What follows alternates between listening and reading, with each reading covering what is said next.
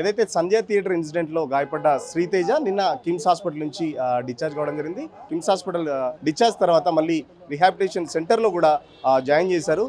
దీనిపై మాట్లాడడానికి భాస్కర్ గారు ఉన్నారు, శ్రీతేజ ఫాదర్. సార్, ఎట్లా ఉంది ఇప్పుడు శ్రీతేజ పరిస్థితి ఎట్లా ఉంది? లాస్ట్ 1 మంత్ నుంచి కొంచెం స్టేబుల్గా ఉన్నాడు. లాస్ట్ 15 డేస్ బ్యాక్ రూమ్కి షిఫ్ట్ చేశారు. ఏమైనా ఇన్ఫెక్షన్స్ ఉన్నాయా, హాస్పిటల్ ఐసీయూలో ఉంటే కంటిన్యూగా ఇన్ఫెక్షన్స్ అవి ఇవి వస్తుండే. కొంచెం స్టేబుల్ ఉన్నాడు, రూమ్కి షిఫ్ట్ చేశా అని 15 డేస్ బ్యాక్ షిఫ్ట్ చేశారు. ఇప్పటి వరకు కొంచెం స్టేబుల్గా ఉంది. ఇప్పుడు బెస్ట్ టైం ఫర్ డిశ్చార్జ్ అని చెప్పారు. ఇప్పుడు ఇక్కడ రియాబ్ సెంటర్కి షిఫ్ట్ చేద్దామని వాళ్ళు ప్లాన్ చేసి రియాబ్కి షిఫ్ట్ చేశారు. అంటే ఎన్ని రోజులు అసలు కిమ్స్లో దాదాపు 4 నెలల పైన ఉన్నాడు కదా. అసలు కిమ్స్లో జరిగిన ట్రీట్మెంట్ ఏంటి, ఏం చెప్పారు? మీరు ఇప్పుడు మాట్లాడుతూ సర్జరీలు కూడా జరిగాయని చెప్పారు. ఏం సర్జరీలు జరిగాయి అసలు? ఫస్ట్ 40 డేస్ దాకా వెంటిలేటర్ సపోర్ట్తోనే ఉన్నాడు. దాని తర్వాత గొంతుకి ఒక సర్జరీ చేశారు, ట్రైకాస్టిక్ అని. ఆ సర్జరీతోని ఏమైనా ఎమర్జెన్సీ ఉన్నా వెంటిలేటర్ డైరెక్ట్ నోట్లో నుంచి కాకుండా గొంతుకి కనెక్ట్ చేసేటట్టు, ముక్కు నుంచి కాకుండా గొంతు నుంచి ఊపిరి తీసుకోనికి ఫ్రీగా ఉంటుంది అతనికి అని గొంతుకి సర్జరీ చేశారు. దాని తర్వాత నోస్ ఫీడ్ ఇస్తుంటే 5 kgs దాకా వెయిట్ లాస్ అయ్యిండు. వెయిట్ లాస్ అయినాక ఈ ఫీడ్ సరిపోతలేదని మళ్ళీ గ్యాస్ట్రోస్టిక్ చేసి కడుపుకు సర్జరీ చేసి కడుపు నుంచి ఫీడ్ డైరెక్ట్ ఇవ్వచ్చు. దాంతో కొంచెం ఆయనకు వెయిట్ గెయిన్ అవుతాడని చెప్పి అదొక సర్జరీ చేశారు. మళ్ళీ దాని తర్వాత కాళ్ళు చేతులు అనేది కాంట్రాక్ట్స్ వచ్చేసాయి, స్టిఫ్నెస్ అనేది పెరిగిపోయి ఫోల్డ్ అయిపోయాయి. దాని తర్వాత ఆర్థో డాక్టర్ని రెఫర్ చేసి కాళ్ళకు ఇంజెక్షన్స్ ఇప్పించారు వీక్లీ వన్స్. అట్లా 3 వీక్స్ ఇంజెక్షన్స్ ఇచ్చారు. ఇప్పుడు కొంచెం కాళ్ళు అనేది కొద్దిగా ఫ్రీగా ఉండి ఇప్పుడు కొంచెం స్టేబుల్ ఉన్నాడు. ఇప్పుడు రిహాబ్కి సంబంధించి రిహాబ్కి తీసుకొచ్చారు. ఇక్కడ ఎన్ని రోజులు అని డాక్టర్స్ ఏమన్నా చెప్పారా? మీకు ఏమైనా సమాచారం ఇచ్చారా? ఎన్ని రోజులు, 1 మంత్ 2 మంత్స్ ఏమన్నా మీకు? ఒక 1 మంత్ వరకు రిహాబ్ సెంటర్లో ఫిజియోథెరపీ చేసుకుంటా చూద్దామన్నారు. ఒకవేళ ఇలాగే స్టేబుల్ ఉంటే ఒక 1 మంత్ తర్వాత ఇంటికి షిఫ్ట్ చేసుకోండి, ఇంట్లోనే ట్రీట్ చేసుకోవచ్చు. ఇంకా ఎక్విప్మెంట్స్ అన్నీ తీసుకొని నర్సింగ్ తీసుకొని ఇంట్లోనే ట్రీట్ చేయాలని చెప్పారు. అంటే ఇంతవరకు దాదాపు 4 నెలల పైగా కిమ్స్లో ఉన్నారు కదా. ఎంతవరకు ఖర్చు వచ్చింది? మొత్తం ఖర్చు అంతా వాళ్ళే పెట్టుకున్నారా? మీకేమన్నా బిల్లింగ్ కొరకు మేము ఏదైతే స్టార్టింగ్ నుంచి వాళ్ళ పుష్ప టీం వాళ్ళ నుంచి ఏదైతే రిక్వెస్ట్ చేశామో అవన్నీ మాకు వచ్చి చేశారు. డాక్టర్స్ కూడా ఇంటిమేషన్ ఇచ్చారు, వాళ్ళకు ఏమీ సంబంధం లేదు, బిల్లింగ్ ఏమున్నా మేము చూసుకుంటామని ఫస్ట్ డే నుంచి చెప్పారు. లాస్ట్ వరకు కూడా అదే ఉంది. డిశ్చార్జ్ టైంలో కూడా వాళ్ళు మాకు ఏమీ డిస్కస్ చేయలేదు బిల్లింగ్ కొరకు. మీరు ఏమున్నా మీకు డిశ్చార్జ్ చేస్తున్నాము, డైరెక్ట్ ఏషియన్ ట్రాన్స్లేట్కి వెళ్ళండి, అక్కడ వాళ్ళు ట్రీట్ చేస్తారు, ఫిజియో అవన్నీ కంటిన్యూ ఉంటుందని చెప్పారు. కానీ బిల్లింగ్ డీటెయిల్స్ ఏమి ఇవ్వలేదు సార్, ఏమి ఇవ్వలేదు, మాకు అడగలేదు, డీటెయిల్స్ చెప్పలేదు ఏమి.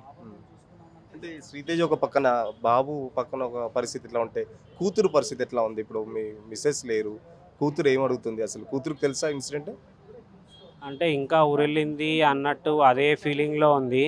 ఇంకా మొన్నటిదాకా ఎగ్జామ్స్ అయిపోయాయి, ఇప్పుడు హాలిడేస్ ఉంది. పాపని ఉంటావా అన్నయ్య దగ్గర ఉందామా అంటే నేను అన్నయ్య దగ్గరనే ఉంటా డైలీ అని. ఇంకా ఇంట్లో ఎవరు ఉండరు, పాప నేను ఇక్కడే ఉంటున్నాము. అంటే ఇప్పుడు ఇంట్లో లేడీస్ లేరు, మరి ఎట్లా మేనేజ్ చేస్తున్నారు? అటు శ్రీతేజన్ కానీ ఇటు చిన్న పాప ఉంది కదా, ఎట్లా మేనేజ్ చేస్తున్నారు మీరు? ఒకరు ఫ్యామిలీ సపోర్ట్ ఎట్లా ఉంది? మా సిస్టర్ ఒకళ్ళు ఉన్నారు, వాళ్ళు పాపని ఇన్ని రోజులు వాళ్ళ దగ్గర ఉండే ఫుడ్ కానీ అవన్నీ కానీ మొత్తం మా సిస్టర్ ఉండి చేశారు మొత్తం.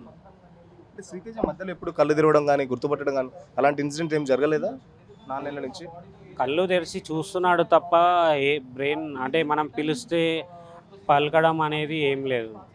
కొంచెం ఐ కాంటాక్ట్ ఒకటి వస్తుంది కొద్దిగా, స్టార్టింగ్ అది కూడా లేకుండే.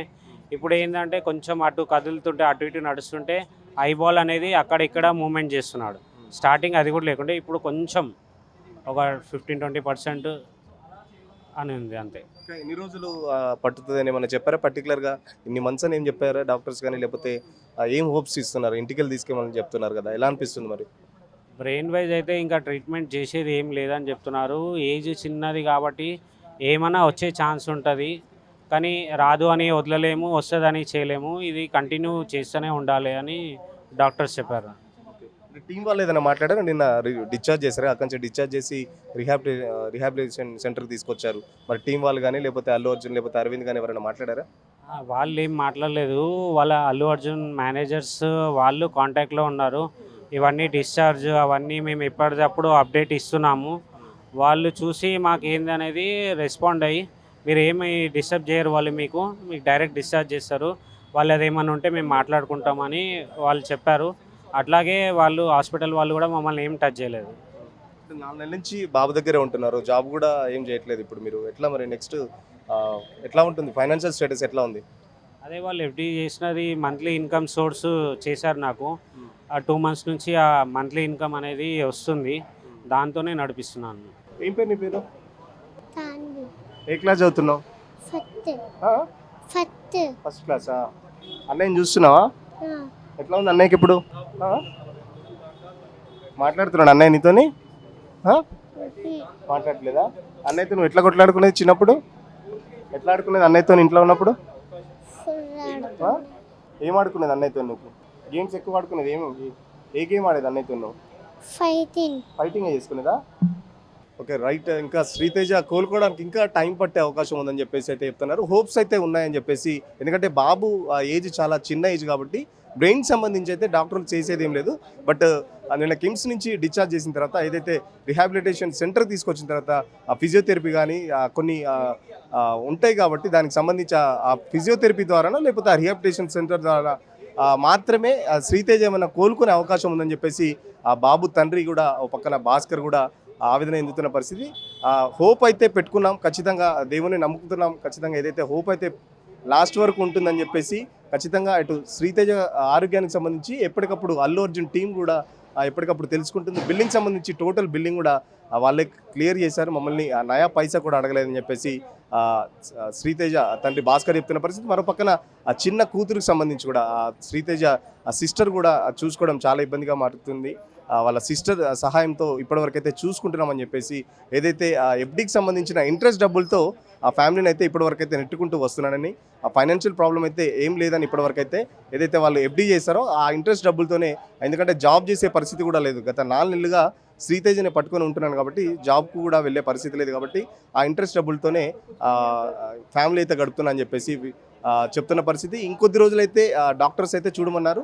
ఇక్కడ రిహాబిలిటేషన్ సెంటర్కి సంబంధించి ఫస్ట్ అయితే ఒక 1 మంత్ చూసిన తర్వాత మళ్ళీ ఏదైనా ఇంప్రూవ్మెంట్ ఉంటే మళ్ళీ ఇట్లనే కంటిన్యూ చేద్దాం ట్రీట్మెంట్ అని చేసి ఇప్పటికే 4-5 సర్జరీలు కూడా జరిగాయి. సో ఆ సర్జరీలకు సంబంధించి కూడా ఆ పూర్తి డీటెయిల్స్ భాస్కర్ గారు అయితే మనకు చెప్పడం జరిగింది.